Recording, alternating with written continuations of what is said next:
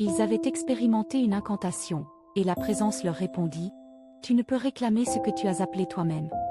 Joseph, installé à même le sol, gardait son vieux portable sur les genoux.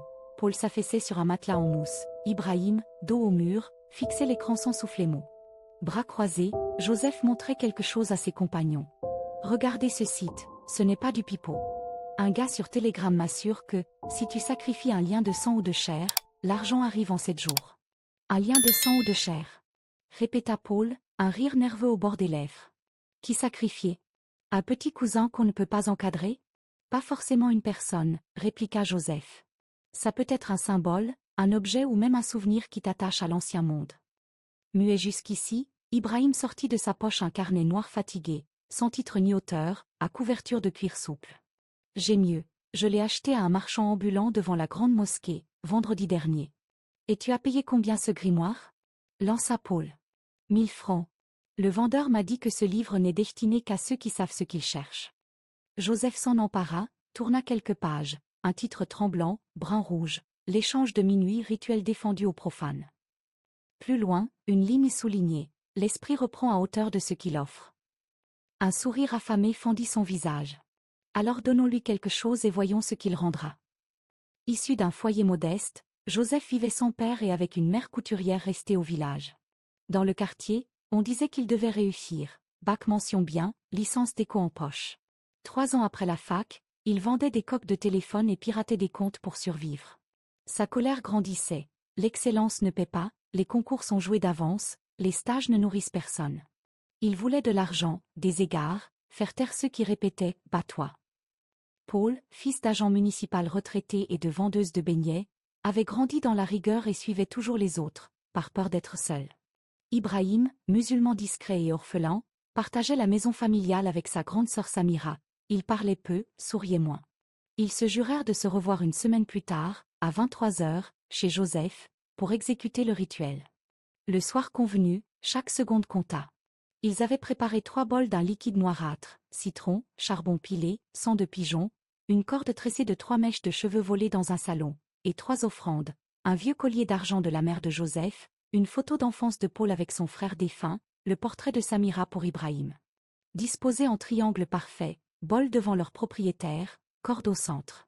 Minuit pile, rappela Ibrahim. On ne rouvre les yeux qu'après 10 minutes, ajouta Joseph. Surtout pas avant, insista Paul. L'alarme vibrait déjà sur le téléphone de Joseph. Chacun alluma sa bougie blanche.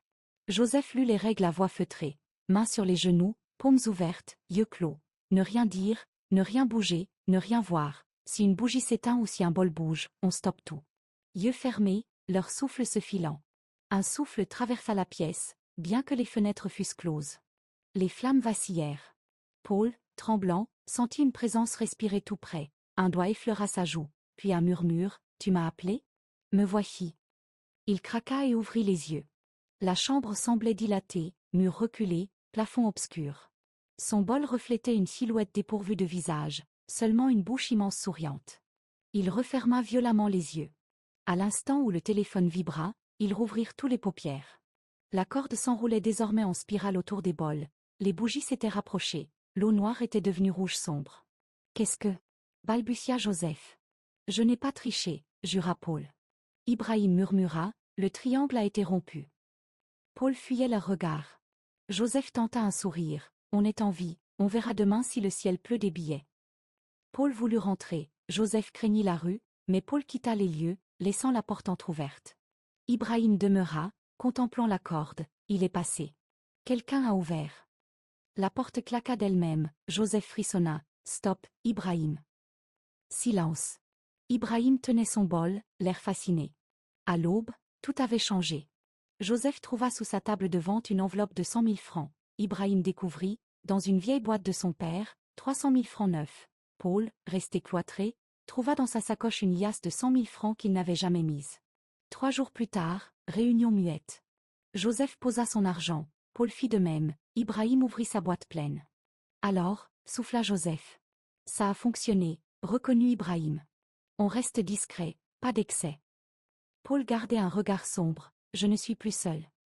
Les jours suivants, Paul devint parano, porte verrouillée, carnet rempli de chiffres et de signes, je suis doublé.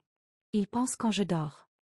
Joseph, nouvelle basket et chemise propre, se persuadait que tout allait bien, jusqu'à ce que la corde, pourtant brûlée, réapparaisse dans son lit, palpitante, parfois nouée à son poignet, avec ce message: tu as pris ce qui n'était pas à toi.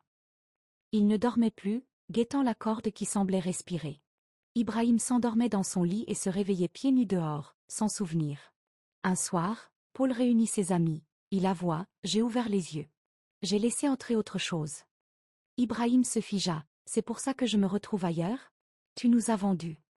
Joseph tenta de calmer, mais Ibrahim quitta la pièce, les dents serrées. 3 jours ensuite, Paul errait dans la rue. Le feu est glacé, le miroir dévore, la corde danse.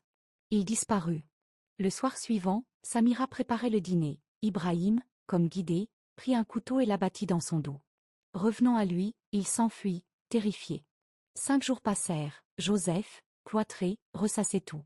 La corde réapparut sur sa chaise. Comme poussé, il la noua, monta dessus et se pendit. On le découvrit 2 jours plus tard. Ibrahim se rendit ensuite à la police, confessant rituel: argent, vide, ce n'est pas moi, c'est ce que nous avons réveillé. Il écopa de la perpétuité. Quelques mois s'écoulèrent après la condamnation d'Ibrahim. Le quartier tenta d'oublier, mais l'histoire du rituel des 3 se transmit de bouche à oreille.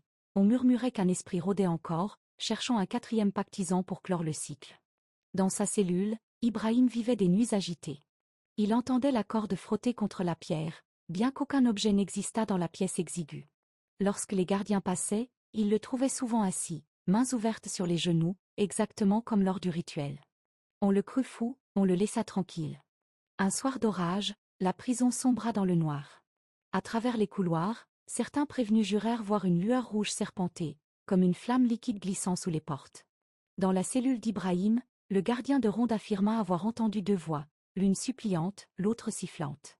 Au matin, on retrouva Ibrahim inerte, mais vivant, le regard vide. Sur le mur, écrit avec une substance sombre, un seul mot: encore.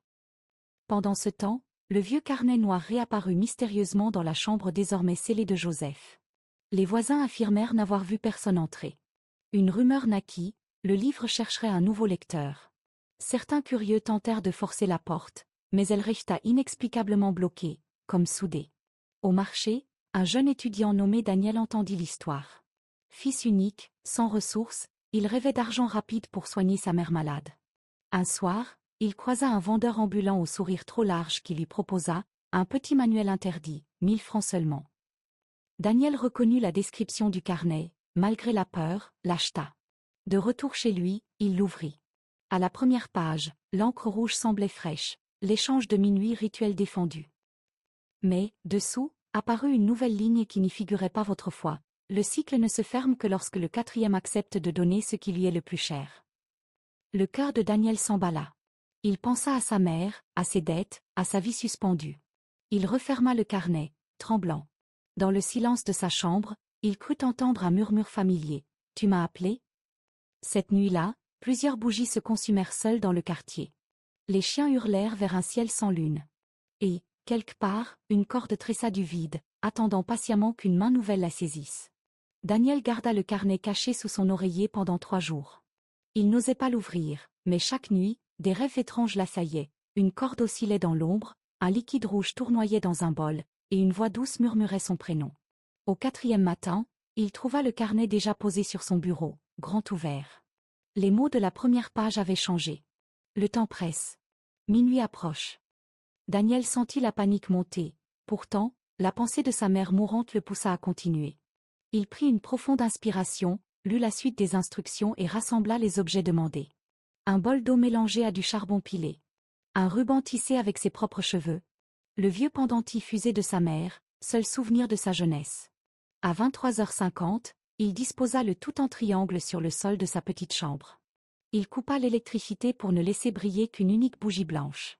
Ses mains tremblaient, mais il s'assit, paumes ouvertes, yeux fermés, comme le rituel l'exigeait. Quand l'horloge sonna minuit, un souffle glacé passa. La flamme vacilla, mais resta vive. Daniel récita les phrases inscrites en rouge. Ce qui est pris sera rendu, ce qui est donné sera gardé. Un silence profond suivit. Puis, dans l'obscurité derrière ses paupières, il sentit une présence. Elle n'était ni menaçante ni bienveillante, juste inévitable. Un chuchotement glissa à son oreille. « Que es-tu prêt à céder ?» Son cœur se serra. Il pensa à sa mère. À sa voix faible chaque matin. Aux factures empilées. L'esprit comprit sans qu'il parle. Le ruban tressé se souleva tout seul et s'enroula autour du pendentif. Le liquide noir vira aussitôt au rouge sombre, pulsant comme un cœur. Daniel résista à l'envie d'ouvrir les yeux. Il se souvenait de l'avertissement.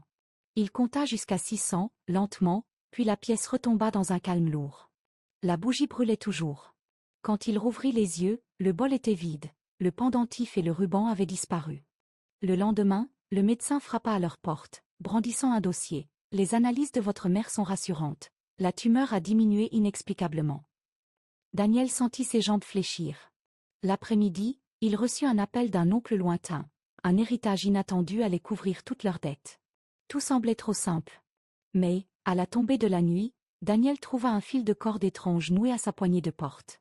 Il le retira, mais le lendemain matin, il était revenu, cette fois noué à son poignet pendant son sommeil. Une démangeaison persistante se logea dans sa tête. Et si le prix n'était pas encore payé? 3 jours passèrent. Sa mère allait mieux, riait même. Daniel faisait semblant d'être heureux, mais chaque nuit, la corde revenait, un peu plus serrée. Des marques rouges apparaissaient sur ses bras, comme si quelque chose tirait doucement. Une semaine après le rituel, Daniel se réveilla dans la rue, pieds nus, face à la vieille maison abandonnée du quartier. Sur le perron, le carnet noir l'attendait, couvert de poussière. Cette fois, la page d'ouverture portait une phrase différente. Le cycle n'est pas terminé. Offre ce qui t'est vraiment cher, ou reprends ce que tu as volé. Il comprit soudain, le pendentif disparu n'avait pas suffi. La vie de sa mère valait plus qu'un bijou. Sa gorge se serra. Devait-il reprendre le cadeau qu'on venait de lui rendre? Était-il prêt à l'échanger contre sa propre liberté? Il hurla dans l'obscurité. « Qu'est-ce que tu veux ?» Le vent se leva et le carnet se tourna tout seul, page après page, jusqu'à s'arrêter sur une dernière ligne, à l'encre plus sombre que l'encre. Choisi avant la pleine lune. Daniel leva les yeux. Le disque pâle montait déjà dans le ciel. Il ne lui restait que 3 nuits. Dans les jours qui suivirent, le quartier s'inquiéta de voir Daniel errer, tirant sur la corde invisible qui lui lacérait les poignets. Des témoins jurèrent qu'en plein midi, son ombre se divisait en deux, comme si quelqu'un marchait derrière lui sans corps. La rumeur se répandit. L'esprit du carnet cherchait à boucler le cycle en arrachant ce que Daniel aimait le plus. La veille de la pleine lune, Daniel s'assit au chevet de sa mère endormie. Il tenait le carnet fermé contre son cœur. Des larmes silencieuses coulaient. Pouvait-il vraiment rendre la vie qu'on venait de lui sauver? Devait-il offrir sa propre vie à la place? À minuit moins une, il quitta la maison, tenant la corde comme une laisse. Ses pas le menèrent, sans qu'il sache comment, jusque devant la chambre murée de Joseph, là où tout avait commencé. La porte, qu'aucun voisin n'avait pu ouvrir, se déverrouilla à son approche. Sur le sol, la vieille corde des 3 amis et le pendentif de sa mère reposaient côte à côte. Daniel comprit, le cycle exigeait un échange équitable. Il posa doucement le carnet, et d'un geste tremblant, déposa sa propre montre, dernier souvenir de son père. Puis il s'agenouilla, ferma les yeux, récita une dernière prière. « Que ma vie paie la dette. Épargne-la. » Le silence l'enveloppa. Un souffle glacé passa. Quand Daniel rouvrit les yeux, la corde avait disparu. Le pendentif aussi. La pièce était vide. Il sentit une brûlure douce sur son poignet. La marque rouge s'effaçait peu à peu. Il rentra chez lui à l'aube. Sa mère dormait paisiblement, respirant fort comme après un long rire. Le carnet noir ne réapparut jamais. Écrivez-nous d'où vous écoutez l'histoire afin que nous puissions vous proposer la partie 2 de l'histoire.